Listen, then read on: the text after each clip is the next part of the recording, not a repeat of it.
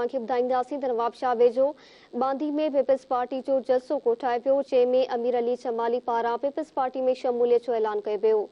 अॻूणे एमपी अली हसन ज़रदारी ऐं rice आशिक़ Hussain Zardari, rice Aamir Ali Zardari जी शानदार आशियां करे गुलनि जी वर्खा कई वई। जलसे खे ख़िताब कंदे अॻूणे एमपी हाजी अली हसन ज़रदारी चयो त पाकिस्तान पीपल्स पार्टी जा अवाम लाइ दरवाज़ा खुलियल आहिनि। वधीक तफ़सीलनि लाइ पेश आहे हीअ रिपोर्ट।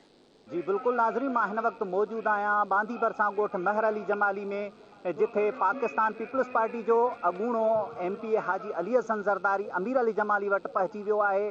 जॾहिं त वधीक मां तव्हांखे ॿुधाईंदो हलां त पाकिस्तान पीपल्स पार्टी खां काफ़ी अरसे खां नाराज़गी हलण बैदि अॼु जेको आहे अमीर अली जमाली पाकिस्तान पीपल्स पार्टी में ऐलान कंदो, जॾहिं त एमपी अली हसन ज़रदारी सां गॾु आशिक़ हुसैन ज़रदारी ऐं ज़ामिन अली ज़रदारी ऐं पाकिस्तान पंहिंजो तालका दौड़ जो सदर नूर नवाज़ ज़रदारी ऐं यूसी अब्दुल हसन जो चेयरमैन ऐं ॿिया मोज़िज़ अब्दुल वाहिद जमाली ऐं काफ़ी मोज़िज़ शख़्सियतूं जेके आहिनि हिन पंडाल में पिणु पहुची चुकियूं आहिनि।